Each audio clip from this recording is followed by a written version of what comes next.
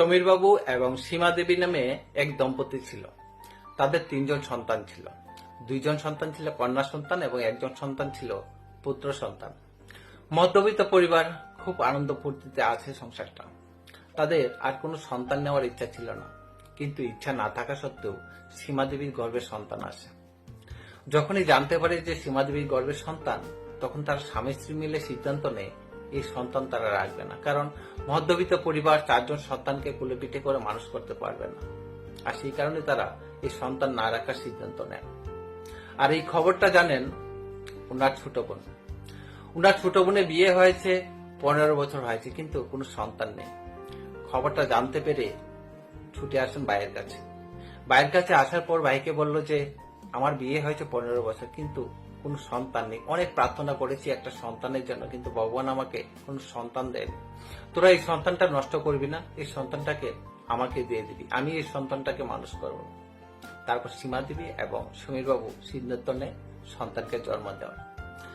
তারপর সীমা দেবী সুন্দর একটা কন্যা সন্তানের জন্ম দেয়। কন্যা সন্তানের জন্ম দেওয়ার পর ওই সন্তানের নাম রাখেন শ্রেয়া। শ্রেয়াকে নিয়ে যায় তার পিসি।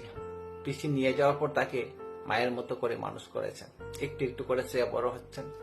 শ্রেয়াকে একটা স্কুলে ভর্তি করালো। শ্রেয়াকে যে স্কুলে ভর্তি করিয়েছেন ওই স্কুলটা ছিল তার মামার বাড়ির কাছাকাছি। শ্রেয়া মাঝে মধ্যে স্কুল থেকে তার মামা বাড়িতে চলে আসেন। মামা বাড়িতে যখনই আসেন সে অন্যরকম একটা আনন্দ পায়, কারণ মামার বাড়িতে সবাই তাকে খুব ভালোবাসে। তার যারা মামাতো বোন আছেন, মামাতো ভাই আছেন, তারা খুব আদর করেন তাকে। আর তার মামা মামি তো খুব আদর যত্ন করেন, কেননা নিজের সন্তান, নিজের ভাই বোন, আদর তো করবে সবাই। আর এই আদর পেয়ে শ্রেয়া প্রায়ই চলে আসে।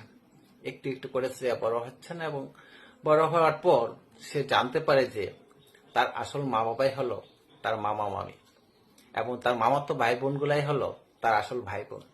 আর এটা জানার পর শ্রেয়া একদিন স্কুলে আসে। আসার পর তার বাড়িতে চলে আসে।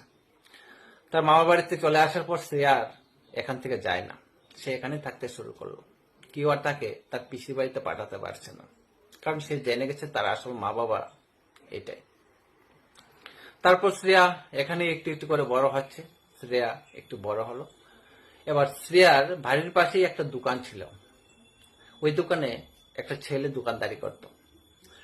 যখন এই দোকানে যেত, ওই ছেলেটার সঙ্গে কথাবার্তা বলতো। একটু একটু করে ছেলেটার সঙ্গে একটা ভালোবাসার সম্পর্ক তৈরি হয়। শ্রেয়ার বাড়িতে একটা টেলিফোন ছিল।